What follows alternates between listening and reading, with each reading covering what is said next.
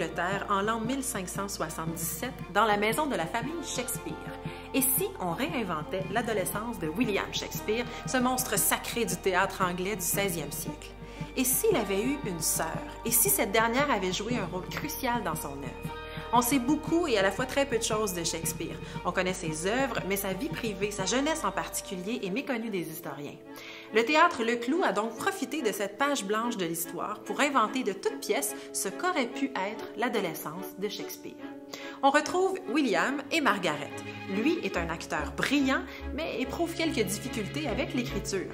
Sa sœur, Margaret, a un talent d'auteur époustouflant, mais ne peut pas l'exprimer parce qu'on est au 16e siècle et que la place de la femme est à la maison. Tu viendras te cacher sous la fenêtre de l'école demain? Si je réussis à terminer mes tâches avant que le soleil ne se couche, oui. Nous avons philosophie, je n'y comprends rien. Tu pourras m'aider à comprendre ce que je n'arrive pas à saisir. Oh, tais-toi, papa pourrait t'entendre. Ensemble, ils trouveront un subterfuge pour permettre à chacun d'exprimer son talent.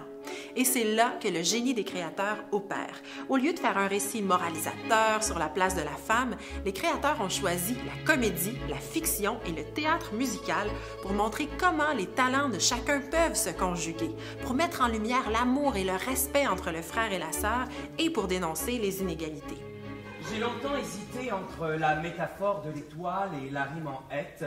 Vous allez constater par vous-même le choix que j'ai fait.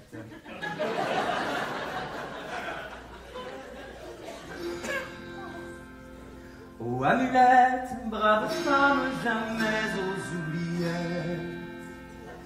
Tu n'es pas une allumette, tu n'es pas une silhouette, tu n'es pas une andouillette, non, non, tu n'es pas une amourette.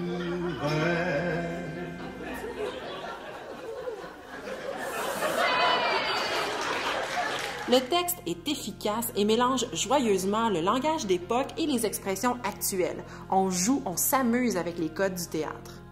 Mention spéciale au travail du comédien Renaud Paradis qui joue tous les personnages secondaires, masculins ou féminins.